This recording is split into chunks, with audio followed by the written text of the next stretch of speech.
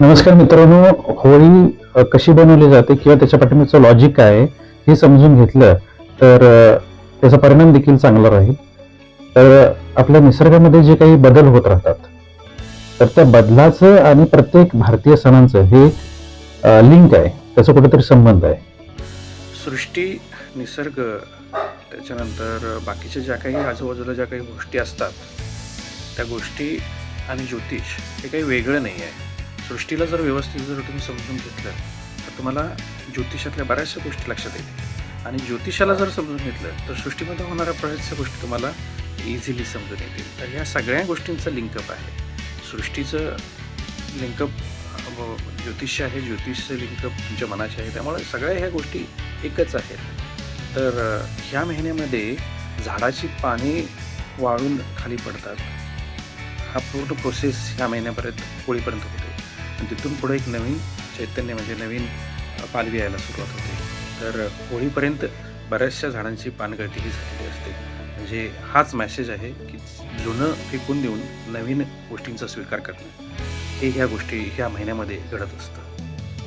सृष्टीमध्ये जो बदल असतो, जो काही बदल घडून येतो, म्हणजे थंड आतापर्यंतचा सीझन चालू होता तर तो सीझन थंड सीझन कडून आपण आता उन्हाळ्याकडे मार्गक्रमण करतोय. तर तो हा सगळा बदल म्हणजे हा मकर राशीमध्ये असतो आणि जसं जसं मकर राशीमधून पुढे जायला चालू होतं तसं तसं पानांची गळती ही पूर्ण होऊन नवचैतन्य यायला चालू होतं. म्हणजे शनी सूर्याचा मेळ म्हणजे कुंभ राशी म्हणजे शनीची राशी की दोघं जण ते डिसाईड करतात की पुढचा जो काही जर्नी आहे ते दोघांनी मिळून इथूनपासून स्टार्ट करतो. असं वाईट विचारांचं आपण दहन करतोय आणि नवीन विचारांचं अडॉप्ट करून तो स्वीकारून आपण पुढच्या जर्नीकडे आपण जातो. हा त्याचा एक म्हणजे ही गोष्ट पंचमी दिवशी वेगवेगळ्या कलरचे आपण उधळून पुरवतो, एकमेकांना लावतो.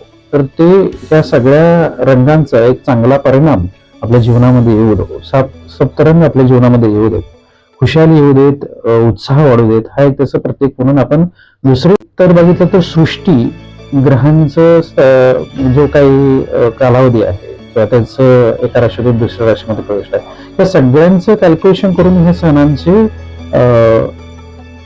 तारखा किंवा त्या सणांचं नियोजन केलं जातं. तर हे जर महत्व पटवून घेतलं तर तुम्हाला चांगल्या पद्धतीने कसं करता येईल किंवा सण काय असतात त्याच्याबद्दल तुम्हाला व्यवस्थित माहिती आणि इकडे महत्व पटलं तर त्याच्याबद्दलचं ते साजरं करण्याचं महत्व देखील आपल्याला पटतं आणि त्याच्यामध्ये आपण चांगल्या पद्धतीने उत्कृष्ट पद्धतीने त्याचं नियोजन देखील करू शकतो. त्याचबरोबर तुम्ही ह्या रंगपंचमी दिवशी तुम्ही केमिकल युक्त कलर्स वापरू नका जे इन्ग्रेडियंट पासून बनवले जातात. जसं हळदीपासून रंग कलर बनवले जातात किंवा अनेक दुसऱ्या कलर. तर इको फ्रेंडली आणि नॅचरल कलर यूज करून ती रंगपंचमी साजरी करा तरच ते आपल्या सनातन धर्माला किंवा आपल्या जसं काही आपल्या वेदामध्ये सांगितलेलं आहे किंवा आपलं जे काही पारंपरिक रीतिरिवाजानुसार आलेलं आहे त्याच्या पद्धतीने सण साजरा केला तर ते उत्तम राहील आणि सगळ्यात बेस्ट राहील.